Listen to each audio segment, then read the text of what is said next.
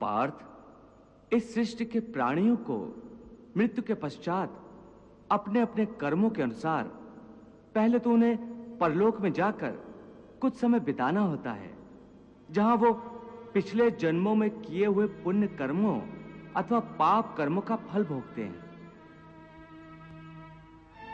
फिर जब उनके पुण्यों और पापों के अनुसार सुख दुख को भोगने का हिसाब खत्म हो जाता है, तब वो इस मृत्यु लोक में फिर से जन्म लेते हैं।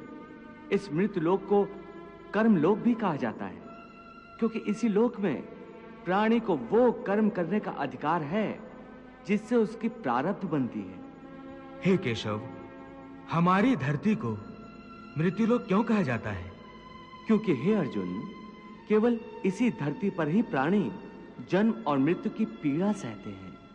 अर्थात दूसरे लोकों में प्राणी का जन्म अथवा मृत्यु नहीं होती?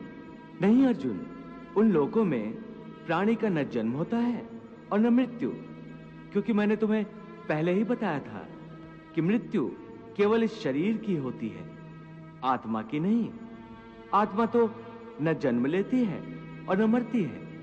तुमने तो यह भी कहा था कि आत्मा को सुख दुख भी नहीं होते, परंतु अभी कह रहे हो कि मृत्यु के पश्चात आत्मा को सुख भोगने के लिए स्वर्ग आदि में अथवा दुख भोगने के लिए नरक आदि में जाना पड़ता है। तुम्हारा मतलब यह है कि आत्मा को केवल पृथ्वी लोक पर ही सुख दुख नहीं होते, स्वर्ग अथवा नरक में आत्मा को भी सुख या दुख भोगने पड़ते हैं। नहीं अर्जुन, आत्मा को कहीं किसी स्थान पर या किसी काल में भी सुख दुख छू नहीं सकते, क्योंकि आत्मा तो मुझ अविनाशी परमेश्वर का ही प्रकाश रूप है। हे अर्जुन, मैं माया के अधीन नहीं, बल्कि माया मेरे अधीन है, और सुख दुख तो माया की रचना है। इसलिए जब माया मुझे अपने घेरे में नहीं ले सकती, तो माया के रचे हुए सुख या दुख मुझे कैसे छू सकते हैं? सुख दुख तो केवल शरीर के भोग हैं, आत्मा के नहीं। हे केशव, लगता है कि तुम मुझे शब्दों के माया जाल में भरमा रहे हो। मान लिया कि सुख दुख केवल शरीर के भोग हैं, आत्मा इनसे अलिप्त है। फिर जो शरीर उनको भोगता है उसकी तो मृत्यु हो जाती है, वो शरीर तो आगे नहीं जाता। फिर स्वर्ग अथवा नरक में सुख दुख को भोगने कौन जाता है? जीव आत्मा। जीव आत्मा? हां पार्थ, जीव आत्मा। ये जीव आत्मा क्या है केशव? देखो, जब किसी की मृत्यु होती है तो असल में ये जो बाहर का स्थूल शरीर है केवल यही मरता है। इस स्थूल शरीर के अंदर जो सूक्ष्म शरीर है वो नहीं मरता।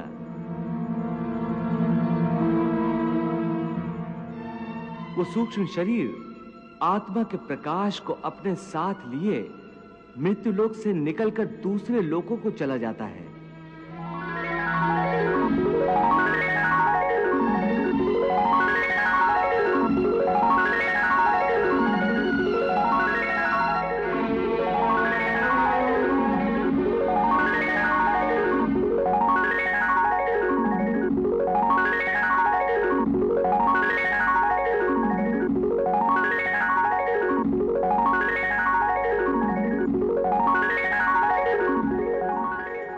उसी सूक्ष्म शरीर को जीवात्मा कहते हैं। इसका अर्थ है कि जब आत्मा एक शरीर को छोड़कर जाती है तो साथ में जीवात्मा को भी ले जाती है। नहीं अर्जुन, ये व्याख्या इतनी सरल नहीं है। देखो, जैसे समुद्र के अंदर जल की एक बूंद समुद्र से अलग नहीं है, उसी महासागर का एक हिस्सा है। वो बूंद अपने आप सागर से बाहर नहीं जाती। हां, कोई उस जल की बूंद को एक बर्तन में भरकर ले जाए तो वो समुद्र से अलग दिखाई देती है। इसी प्रकार सूक्ष्म शरीर रूपी जीवात्मा उस आत्म ज्योति के टुकड़े को अपने अंदर रखकर अपने साथ ले जाता है। यही जीवात्मा की यात्रा है। जो एक शरीर से दूसरे शरीर में, एक योनि से दूसरी योनि में विचरती रहती है। हे महादेव, भगवान श्री कृष्ण परमात्मा, आत्मा और जीवात्मा की व्याख्या करते करते मनुष्य के स्थूल और सूक्ष्म शरीर की बात कर रहे हैं। मेरी ये जानने की इच्छा है कि इस सूक्ष्म शरीर का आकार क्या होता है? देवी, सूक्ष्म शरीर का आकार प्राणी के बाहरी स्थूल शरीर जैसा ही होता है, परंतु वो बहुत छोटा होता है, अति लघु रूप और इतना सूक्ष्म होता है कि साधारण मानवीय चक्षुओं से दिखाई नहीं देता। प्रभु, भले ही छोटा है पर है तो शरीर, फिर क्यों नहीं दिखाई देता? क्योंकि उस शरीर में पृथ्वी और जल जैसे स्थूल तत्व नहीं होते, इसलिए स्थूल चक्षुओं को वो दिखाई नहीं देता।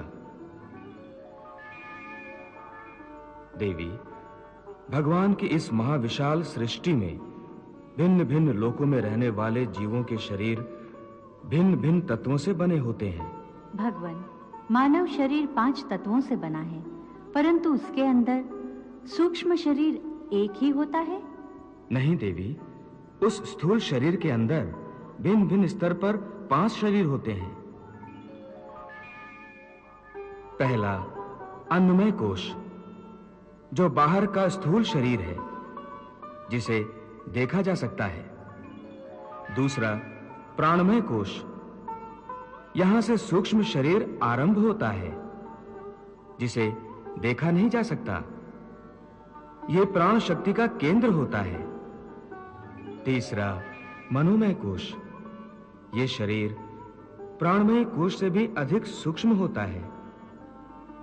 यह मन के विचारों से बना होता है, यह सूक्ष्म होता है, अर्थात साधारण नेत्रों की दृष्टि द्वारा इसे देखा नहीं जा सकता, परंतु जो ज्ञानी सिद्धियां प्राप्त करते हैं वो इसे देख सकते हैं। मनोमय कोश के बाद जो चौथा शरीर है उसे विज्ञानमय कोश कहते हैं। इसमें प्राणी का सारा ज्ञान समाहित होता है। पांचवां, आनंदमयी कोश है।